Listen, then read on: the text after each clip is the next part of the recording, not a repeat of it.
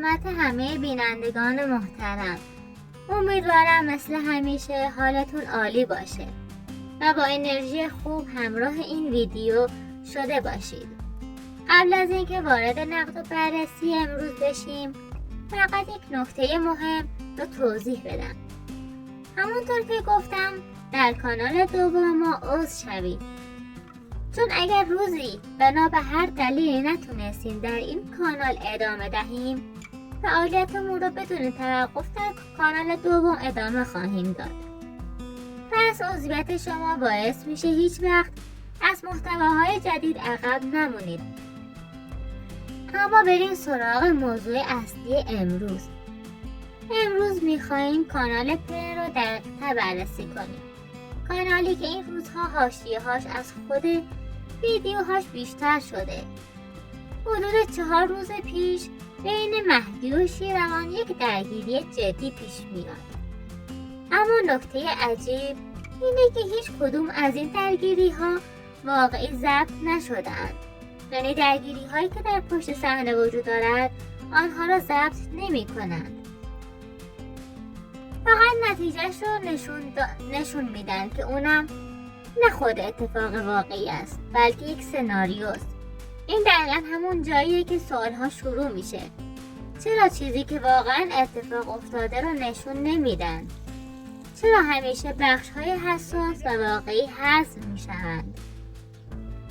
این رفتارها باعث شده خیلی ها احساس کنن ماجراها پشت پرده خیلی متفاوت تر از چیزیه که جلوی دوربین میبینیم. طبق صحبت هایی که منتشر شده، مهدی این روزها اصلا حوصله کارهای روزمره رو نداشته. نه آبیاری، نه کمک به کارگرها، نه مدیریت کارها و حتی گلایه کردن بیشتر از قبل. او میگوید میخواهم ازدواج کنم، ولی شما اصلا به فکر من نیستید. هنوزم میگید باید صبر کنم. این حرفا نشون میده فشارها و اختلافها خیلی بیشتر از چیزیه که در ویدیوها دیده میشه. اما بریم سراغ بخش مهمتر ماجرا. در حالی که مهدی از فشار کار و بی‌توجهی ناراحته، احسان بیشتر وقتش در حال خوشگذرونیه. در خونه‌ای که تازه خریده با ماشین جدیدش که حدود 17 میلیارد تومان ارزش دارد و روز به روز زمان هم میگذره. در واقع 4مین ماشین احسانه، ماشینی که قیمتش حدود 101,000 دلار است، معادل 17 میلیارد تومان. اما نکته جالب اینجاست تمام این ماشین های گران قیمت رو از دید بیننده ها مخفی میکنن. در ویدیوها همیشه سعی میکنن تصویر زندگی ساده، سخت و پر از کمبود رو نشون بدن، در حالی که واقعیت پشت صحنه متفاوته. این تضاد بین زندگی واقعی و زندگی نمایشیه. دقیقا همون چیزی که ما به امروز میخوایم درباره‌اش صحبت کنیم. ولی مهدی از فشار کار میناله. وقتی شیروان دنبال ایجاد صحنه‌های احساسی و دراماتیکه، وقتی احسان 4مین ماشین میلیاردیش خوش میگذرونه، همه اینها کنار هم یک تصویر کاملا متفاوت از چیزی میسازه که در ویدیوها میبینیم. در ادامه این ویدیو میخواهیم دقیق‌تر بررسی کنیم که چطور کانال پرن با انتخاب بخش‌های خاص از زندگیشون یک تصویر ساختگی از سختی و فقر نشون میدن، در حالی که پشت صحنه شرایط کاملا متفاوت و حتی لوکس تره. از تا آخر این ویدیو همراه من باشید، چون بخش‌های بعدی پر از نکات مهم، ناگفته و تحلیل هایی که شاید نگاهتون رو نسبت به این کانال کاملا تغییر بده. بریم سراغ ادامه نقد و بررسی کانال پرن.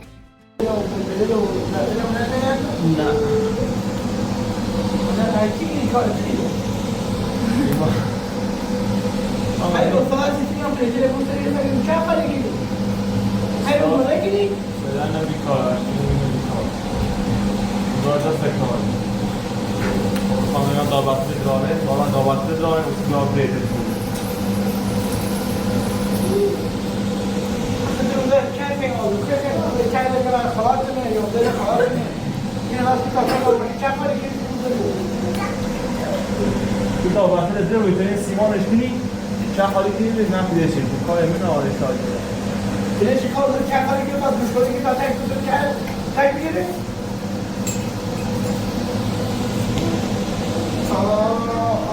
چه ما کنی که خالی که تا نایم بیا بالا این آتش بودی که تا تک بزرگ ای گو خب کرگو داره؟ به جوی تو ما خیلی داره خوب به تیمه یه چیزی داخل یه تیمه امیر است داره یه داره بده یا خدا خدا پیشتر بود داوطلب با عمل جا واسه زن نمیدونم داره دو زنگ دیگه میایم تکلیف اون ماشین خراب بده ما میتونم دارم دیگه داره بوشی برسون یه تا میخوابه مال کرده اون یه تا واسه بعدش میگه با اصلا ایفای مالدیت هم میگه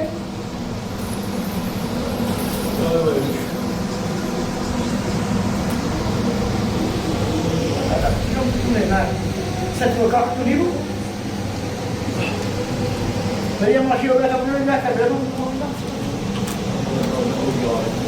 ماشین رو کنیم کیلومتر تا هزار رو چه دیگه شیر هوا دیدم چه شهر بود بود اینو ما تا شهر کار داشتیم دفعه خدا حالا کنم اون آره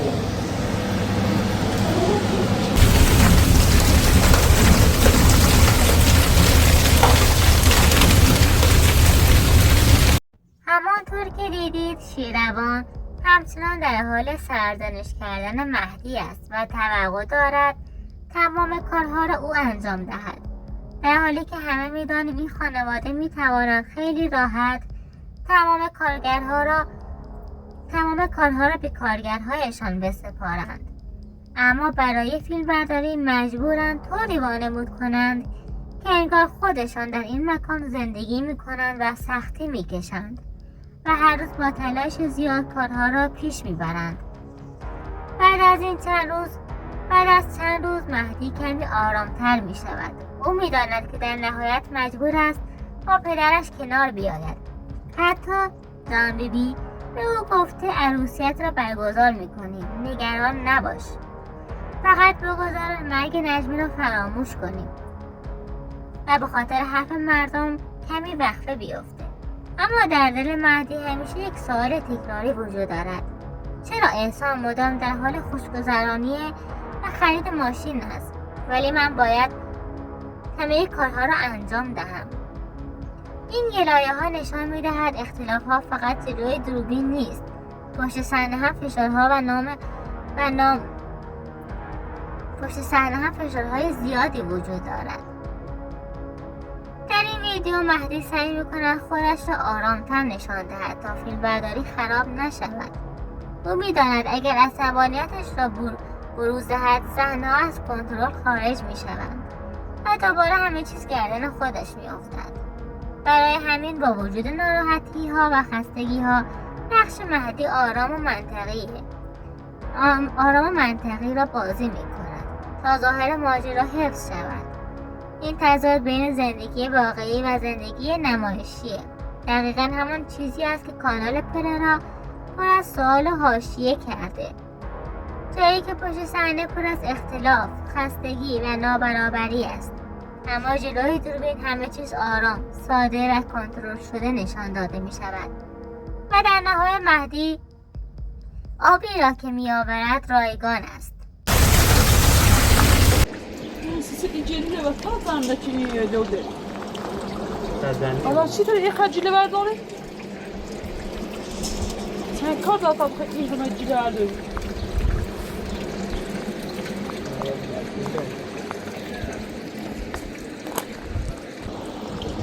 ما خب تناس تو جیله بردارم که خب مریض. ما تسکنم؟ بهتره بی چه خود دو؟ ها؟ بهتره بی؟ خوب خواستی شو؟ ها؟ خواستی چهارشنبه بهتری قرصه نه در روز آرام در روز سیدشیم در روزی خرشو یه خورده چه حالش بهتره و ایبوش رو رسونه که به قرصی میخرم خوب بیرم تا از دو همون میبرم با قرص 3 ساعت بخیر تا حالت خوب. نه قرص ریل 3 ساعتی خرید، نه قرص اعصاب 3 ساعتی خرید، هیچ درصد یا هیچ میاری. خود درفش خود نیست. انتظار هم بابی مراشه میشه درفش جدی.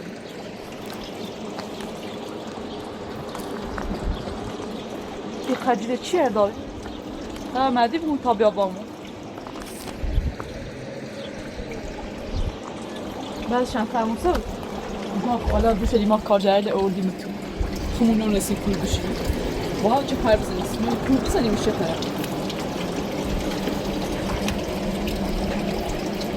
اون خب خواهش چه نیتی خالی کنه اون؟ تبریم خیابون؟ ها؟ والله اصلاح کنیم. فهم زنگ مدید و قابی آید برم من خیابونی منقلی بسونم الان تو مثل جیبی چه باب شد کارجرد چه خانده هم منقل کشد کل من بسونم ایسی بسونم سیدوی مورد نیاز کل منی خواهی صوبی اخ بوی منش میپی کارجرد از کارجای جا که با این قاسم نه باش باید از گیله بسونم میتونی باید خیابونی هنی؟ نه من ایتا با خودی را بود از بیکاری یا دیگر سیخشون نمیخواد چون در چیز زندگی شد یه زنگ گشتم من بیکاره خود من واضبه من برم واضبه یه دو زوم خواستم چه بنام یختال سیخ نرفتی چیل بابس یه سیری جفوی او چه او دفعه اون طوله مون چوکی او چه دفعه ریمون پاچ بس زیاده اینشون زیاده یه بپینی بینه یه سیری جفو هستی نه خال کرده و نکرده هم راحت نمید حالا تابرم نه یه سیری 3 در 4 یا 3 در 5 یا 4 در 4 هم بسون نه آهن سوسی چه پیانه هونه به اون گاو دارد نگه چی بیرون قامله بگم هم زنی افشمش بود نیاز کنه یه نیاز کنه تا گوشنه تو بیاشا الو فاطمه روی سلامتی سلامت هنه چه کنی؟ مهدیه مورنه؟ من کارجرد تو منه کاری کنه؟ نه بیکار مهدی؟ گوشی نیویش؟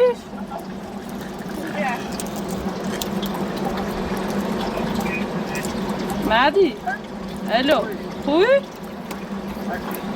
سلامت بنده بیکاری اون رو؟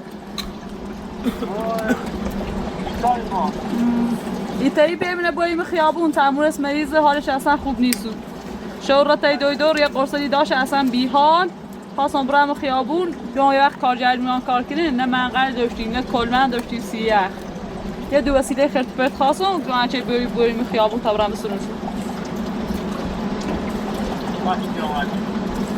سیکو مدیو ایگو آهن داشتین آهن سی چه پرخواستین؟ سی داربست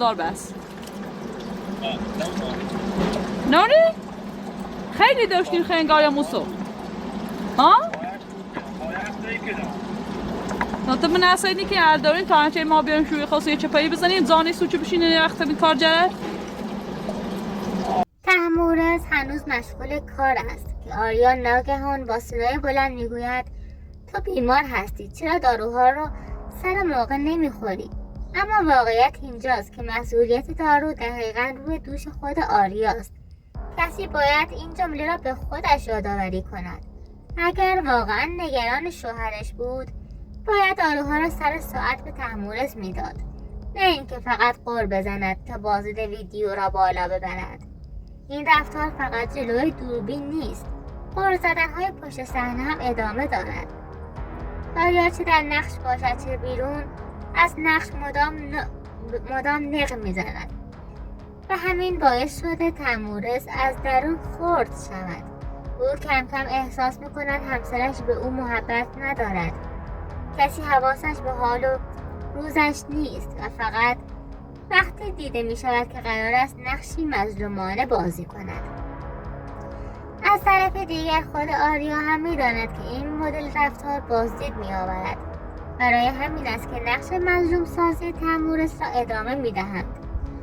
شاید حتی بخواهند شرایط او را بدتر نشان دهند و یک سناریوی جدید بسازند و دوباره داستان تازه‌ای برای جذب مخاطب خلق کنند.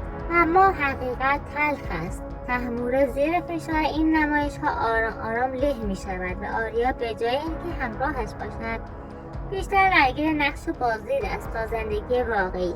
اگر قرار باشد تغییری رخ دهد، اول از همه خود آریا باید اصلاح شود، وگرنه این بازی ادامه دارد و معلوم نیست در آینده چه نقشه‌ای در سر داشته باشد و چه سناریویی تازه‌ای بخواهد شروع بسازند.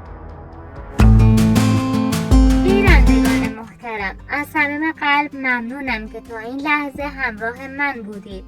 حضور و حمایت شما باعث می شود که من با وجود تمام سختی ها باز هم ادامه دهم و حقیقت کانال را برایتان روشن کنم.